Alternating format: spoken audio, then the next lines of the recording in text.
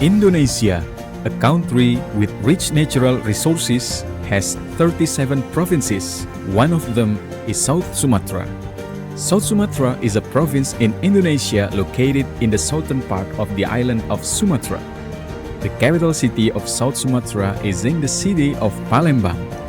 Various tribes and cultures merge into one Palembang city. The progress of the city of Palembang supports and offers progress in the field of education, especially universities. Welcome to MDP University. MDP University stands as a pioneer of technology and business education in South Sumatra. A strong spirit of innovation and commitment, we equip our students with technical expertise, personal competencies, and leadership character to prepare them to enter workforce, start their own business, and compete globally. Supported by modern facilities and experienced professional lecturers, we ensure that every student receives a relevant, adaptive, and impactful learning experience. That is why MDP University continues to grow, transform, and strengthen its position as a leading center of technology and business education in Indonesia.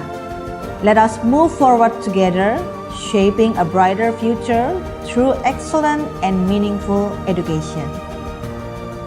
MDP University, innovation today and tomorrow. Since the beginning, MDP University has always strived for the best achievements. With 7 study programs: informatics, information system, electrical engineering, visual communication design, Master of Information System, Management, and Accounting. Spread across 2 faculties, Computer Science and Engineering faculty, Economic and Business faculty. At MDP, students are given knowledge and education and experience to be able to face the outside world after completing their studies. We also collaborate with international and local organizations and institutions. Synergy with industrial sectors.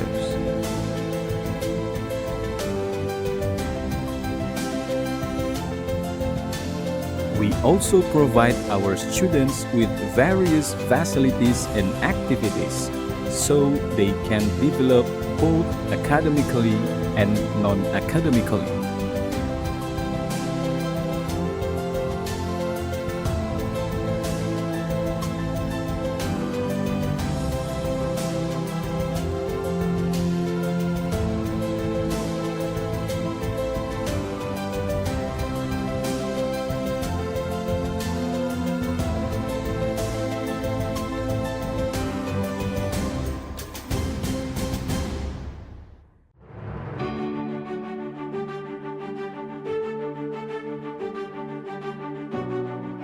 MDP University, innovation today and tomorrow.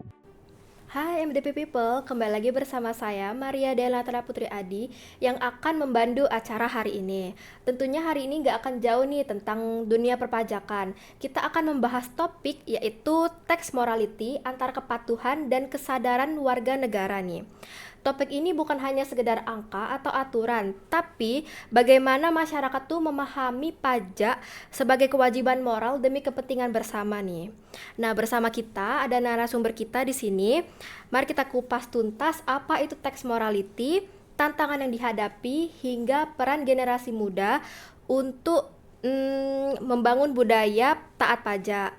Udah hadir bersama kita ada Kak Chelsea. Boleh nih Kak, kenalan dulu nama, angkatan, dan hobinya nih Kak. Serta sudah berapa lama nih menjadi Renjani? Oke, terima kasih Kak atas kesempatannya. Iya. Oke, Perkenalkan, nama saya Chelsea Vanerico, saya dari angkatan 2024 dan hobi saya itu seperti menyanyi, menulis dan juga membaca buku ya Kak ya. Iya. Untuk menjadi Renjani itu saya sudah dari 2024 mengikutinya dan ya kurang lebih hampir setahun lah ya Kak ya menjadi Renjani. Kalau udah denger-denger kan ini udah di akhir tahun nih Kak, Desember. Untuk tahun depan Kakak mau masih lanjut gak menjadi Renjani nih? Ya kalau misalnya ada kesempatan ya boleh sih, saya akan lanjut menjadi Renjani kembali. Oke. Nih Kak, kita kan udah membahas tadi kan udah membahas tuh tentang tax morality nih Kak. Iya betul. Yang aku tahu nih tax morality itu kan ada artinya moral gitu. Iya betul Kak. Nah, menurut Kakak nih, apa sih definisi pengertian tax morality ini Kak? Nah, jadi menurut pendapat saya, tax morality itu seperti kesadaran wajib pajak ya untuk dapat membayar pajak, patuh terhadap pajak tanpa adanya takut sama sanksi atau denda hukum, Kak. Contohnya, misalnya sudah ada tenggat waktu yang ditentukan oleh aturan pajak yang berlaku, itu masyarakat tuh sadar, oh mungkin hari ini batasnya bulan keberapa gitu untuk membayar pajak dan juga untuk melaporkan hasil pajaknya ya Kak ya, pendapatannya tanpa adanya pengawasan yang ketat lah ke wajib pajak, jadi sadar sendiri gitu Kak. Itu tax morality. Oke. Nih Kak, apa perbedaan dari tax morality sama tax compliance nih Kak? Nah, jadi kalau menurut saya tax morality itu kan lebih ke integritas masing-masing wajib pajak ya gitu Iya, ya. betul, Jadi betul. seperti ada moral mengenai bayar pajak, patuh terhadap pajak, dan itu tanpa ada takut sama sanksi ataupun denda gitu Kak. Kalau misalnya tax compliance itu tuh mereka tuh sadar akan bayar pajak tetapi sesuai dengan aturan yang berlaku. Jadi sesuai dengan tanpa kesadaran dari diri mereka sendiri gitu ya. Berarti berbeda nih Kak Iya, ya. ada bedanya. Kalau tax compliance tuh lebih ke pajak sesuai aturan Iya, betul, gitu. sesuai aturan. Kalau untuk morality tuh motivasi dan gitu ya. Iya, betul Kak. Oke. Terus mengapa kesadaran moral ini menjadi penting nih Kak?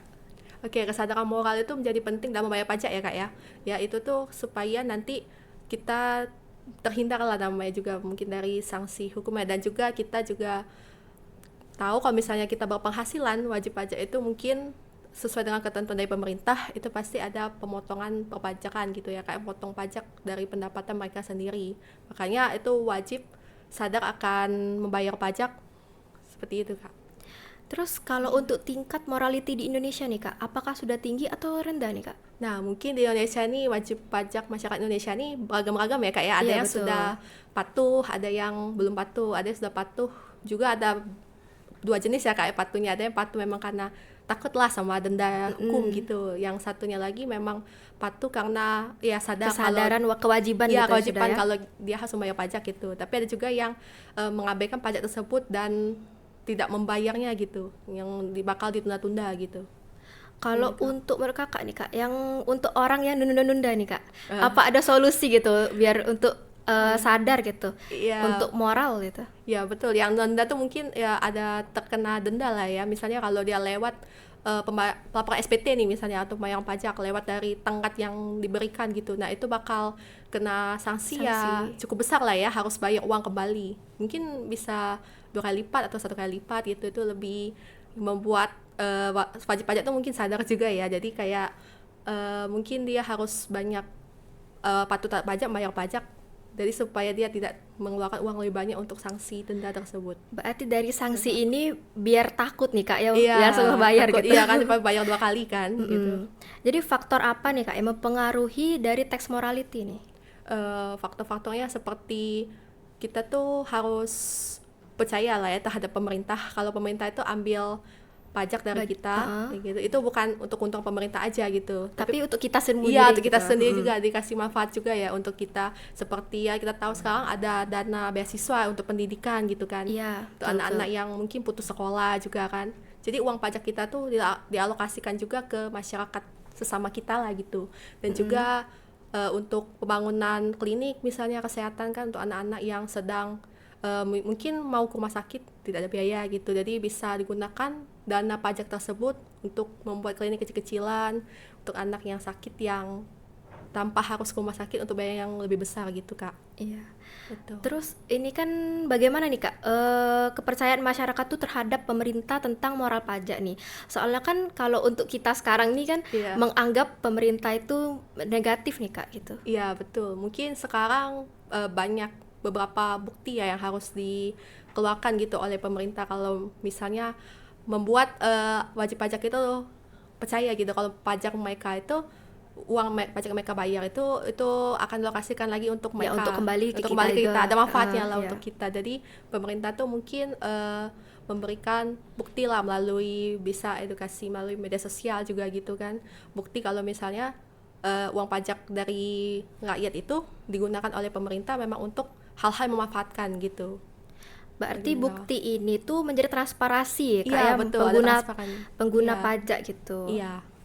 Jadi kayak bagaimana nih Kak peran edukasi sejak dini nih?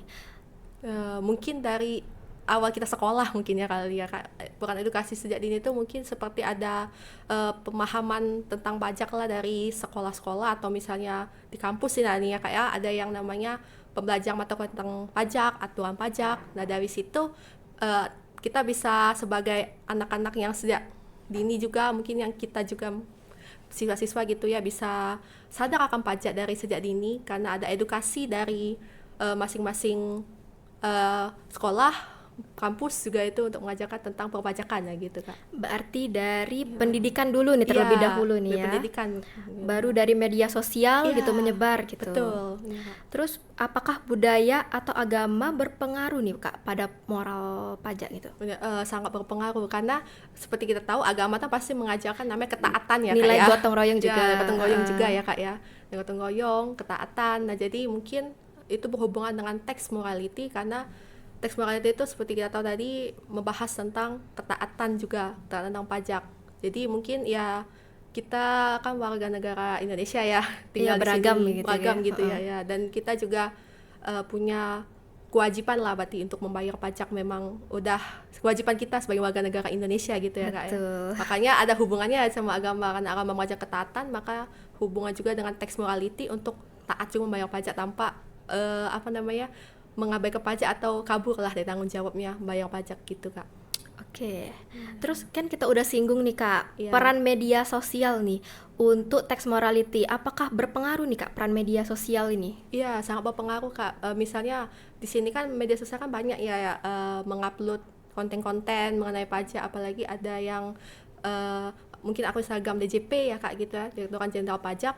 Nah, itu kan mereka sering mengupload konten-konten mengenai bayar pajak, melaporkan pajak dan juga mengenai edukasi tentang pajak lah, manfaat-manfaat pajak gitu. Nah, peran media sosial tuh kalau bisa digunakan oleh hal-hal yang positif mengenai tentang manfaatnya membayar pajak dan juga ada integritas dalam membayar pajak gitu ya, itu sangat berpengaruh buat masyarakat Indonesia agar masyarakat Indonesia tuh percaya kalau misalnya mereka tuh bayar pajak itu tidak rugi lah buat mereka gitu. Saya ada Kembali manfaatnya lagi sedikit untuk lah. kita lagi gitu ya Kak. Ada untungnya lah gitu. Menurut Kakak nih Kak, apa perbedaan kepatuhan dan kesadaran pajak nih Kak? Kalau kepatuhan itu mungkin ya dia patuh lah ya Patuh. untuk bisa membayar pajak tepat Menurut waktu gitu. aturan gitu ya? Menurut aturan. Nah, kalau misalnya taat tadi ya. Kalau kesadaran tuh berarti kesadaran sendiri kesadaran begitu? sendiri lah, memang pribadi sendiri kalau dia memang harus membayar gitu kalau sudah mempunyai penghasilan. Nah, tadi kan kita sudah singgung nih Kak, ada dua yang takut nih Kak, takut sama ada yang enggak nih Kak. Nah, sebagian kan yang taat pada pajak itu karena takut pada sanksi. Menurut Iya, Kakak nih betul. mengapa nih takut pada sanksi gitu? Itu tuh Kurang kan ke sanksi itu kan Iya. ada juga yang lebih mahal gitu.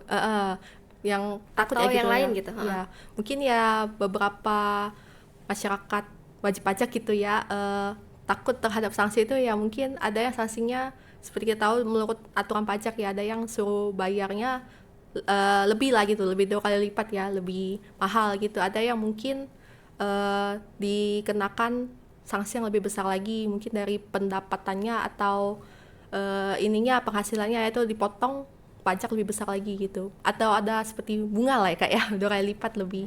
Sanksinya itu berarti ada sanksi kurungan juga ada ya nih Kak ya? Iya, Kalau misalnya dia belum bayar gitu. iya itu juga ada Pengaruh itu berarti ya, sebenarnya, Kak, itu ya? ada pengaruhnya banget ya. Menurut Kakak nih Kak, bagaimana mengubah mindset bahwa pajak itu bukan beban nih Kak? Pajak itu bukan beban ya. Iya. Ya. Mungkin untuk wajib pajak yang sudah berpenghasilan ini ya, jadi menurut mereka tuh kalau bisa nggak anggap pajak itu beban, karena mereka akan dikenakan pajak itu sesuai dengan tarif penghasilan mereka sendiri, pendapatan mereka lah setidaknya. Kalau misalnya pendapatan mereka semakin besar, mungkin ya mengutang pajaknya juga semakin besar ya Kak ya, tarifnya Betul, gitu. iya. Kalau misalnya penghasilannya itu pendapatannya tidak terlalu besar, itu mungkin dikenakan pajaknya tidak terlalu besar, atau mungkin ada yang tidak dikenakan pajak. Jadi mereka menganggap pajak itu bukan beban. Mereka harus sebenarnya ada edukasi juga balik ya Kak ya, untuk ada pengajaran kalau misalnya pajak itu Kewajiban, tapi bukan beban gitu iya, ya. dan ada manfaatnya lagi untuk kita. Seperti mungkin pemerintah sekarang kan ada membangun fasilitas publik yang Iya, betul. bisa kita gunakan Iya. manfaatnya Kak. Bisa jalan tol gitu Kak. Untuk kita sampai keluar kota lebih cepat ya Kak gitu. Itu kan juga digunakan dari dana pajak kita lah itu sebenarnya. Berarti dari situ kita bisa mengubah nih mindset kita kalau misalnya pajak itu bukan beban nih, tapi kewajiban yang harus kita bayar kepada pemerintah. Iya, gitu. betul Kak. Itu kewajiban. Untuk insentif nih Kak, insentif pajak apakah meningkatkan moral pajak nih Kak? Insentif pajaknya. Ya, itu meningkatkan moral pajak juga, karena seperti kita tahu wajib pajak itu kan ada namanya tax morality, kesadaran gitu ya. Iya. Kesadaran dalam bertanggung jawab membayar pajak. Jadi makanya insentif tentang pajak itu pasti akan mempengaruhi untuk kepatuhan membayar pajak tersebut. Nah, kan Betul. kita nih udah membahas nih Kak, tax morality nih Kak. Untuk negara mana aja nih Kak yang punya tax morality gitu, selain Indonesia nih? Mungkin yang saya tahu di Norwegia seperti itu ya Kak ya. Iya, Itu iya, juga mungkin ada peraturannya seperti Indonesia mungkin lah ya gitu, untuk kesadaran mereka tuh tax morality-nya juga kuat gitu, untuk sadar membayar pajak tanpa ada pengawasan yang ketat, tanpa ada mungkin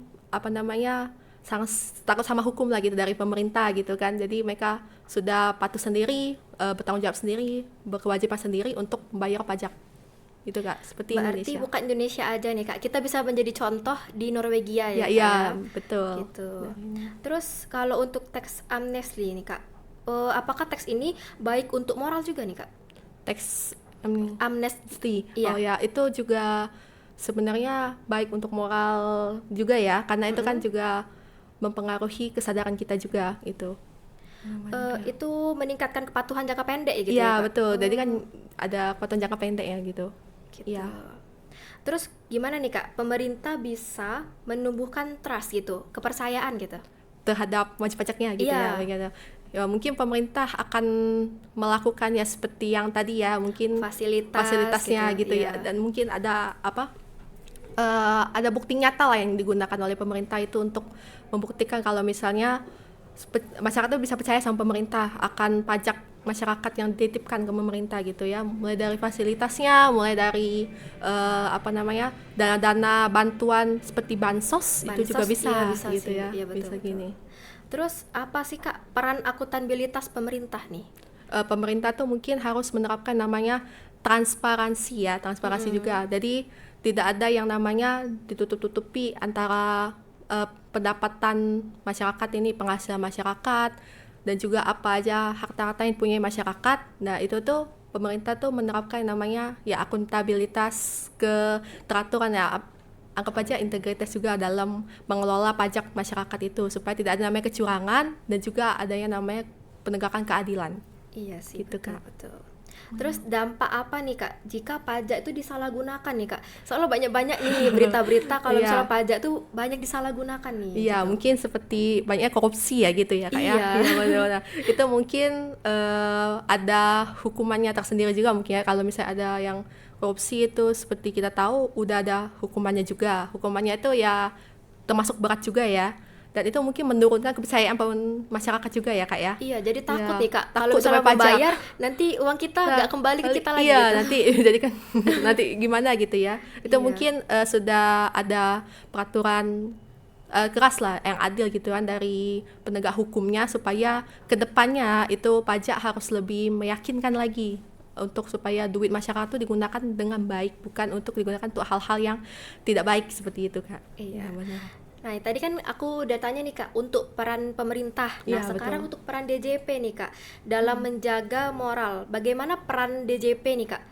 Apakah sudah baik atau belum nih Kak? Oke, mungkin kalau kita tahu belakangan ini DJP mungkin ya sudah berperan baik lah ya terhadap Iya. pajak masyarakat. Tapi mungkin juga ada yang namanya beberapa kesalahan yang diperbuat, tapi itu kecil lah mungkin gitu. Dan sisanya di antara DJP itu harus bisa mengelola duit-duit pajak yang disetor oleh wajib pajak dan juga data-data semua tentang wajib pajak itu mereka harus menggunakan dengan baik, itu mereka harus hitung dengan benar sesuai dengan aturan pajak yang berlaku, sesuai dengan perhitungan pajak yang sesuai ya dengan ketentuan pemerintah gitu ya, dan bisa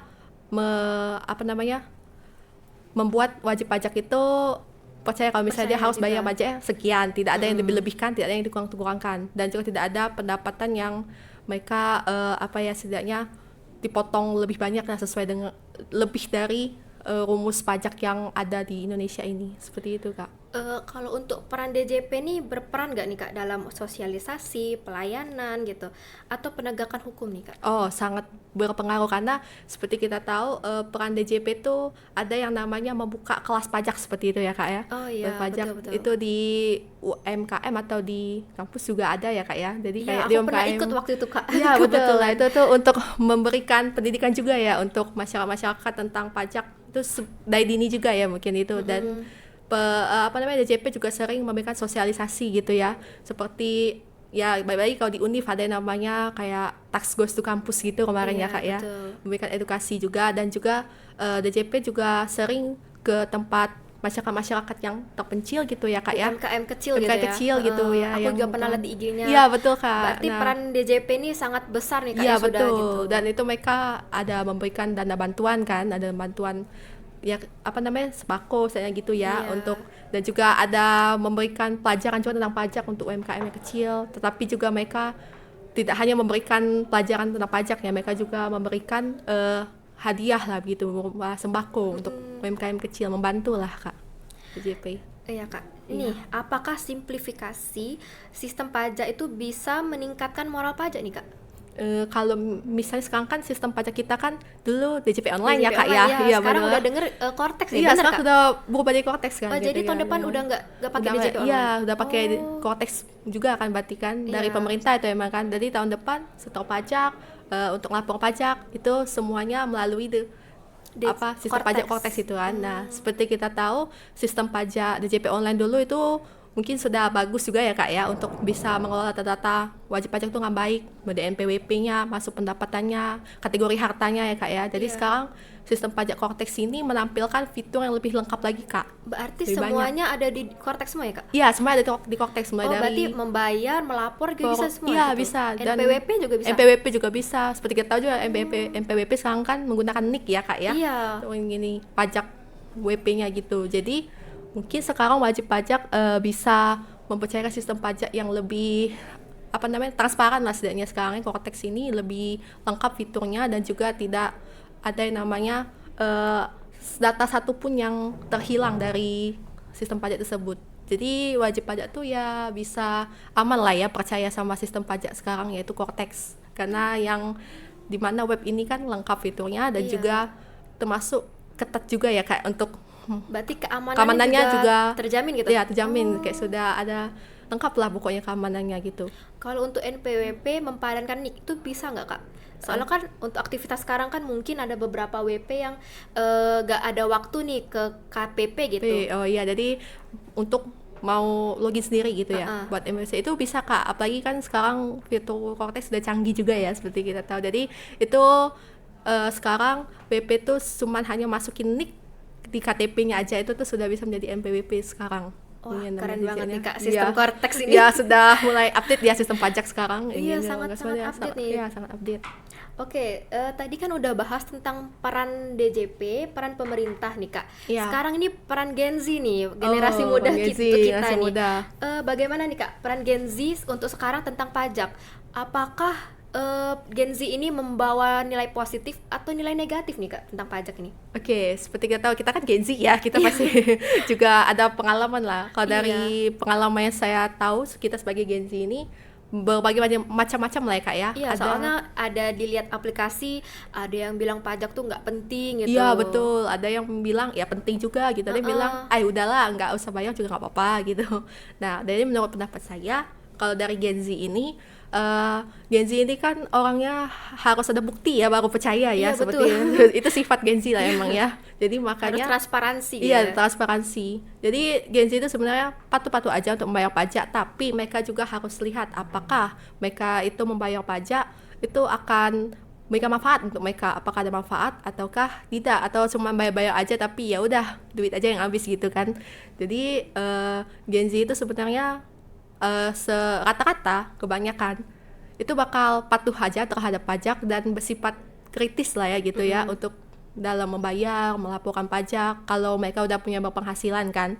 Nah tapi kalau misalnya mereka tuh juga harus ada bukti dulu, kayak oh beneran nggak ya duit aku tuh balik lagi nggak ke aku dalam bentuk yang lain gitu, atau dalam bentuk fasilitas atau dalam bentuk mungkin gajinya atau gimana gitu, atau ada bonus ya Kak mungkin gitu.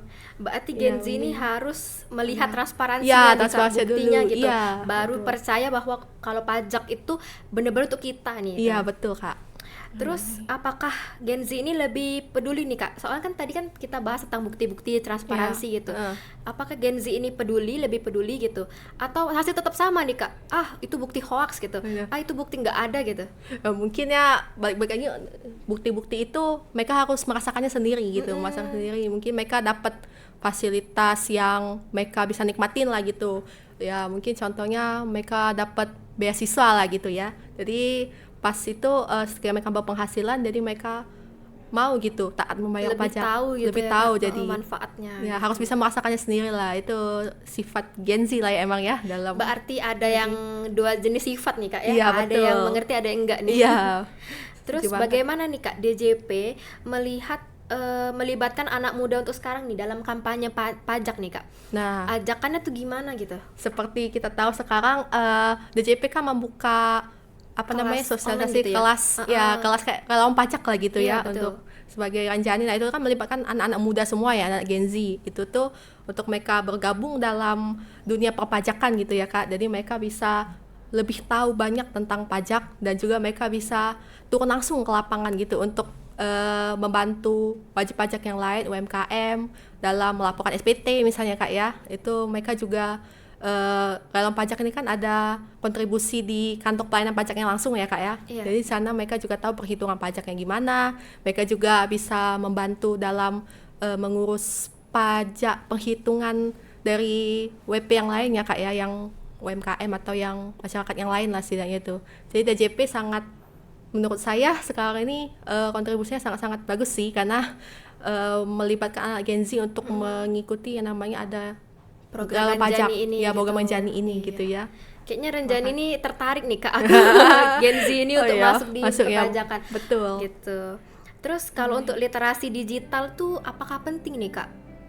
Dalam membaca pajak gitu. Iya, moral pajak itu. Moral pajak. Ya, literasi kita sangat-sangat penting ya. Seperti kita tahu kan sekarang banyak web-web Direktorat Jenderal Pajak yang mengupload lah tentang perpajakan gitu kan, dari cara perhitungannya, dari tentang apa itu pajak, apa manfaat pajak dan lain-lain ya Kak ya.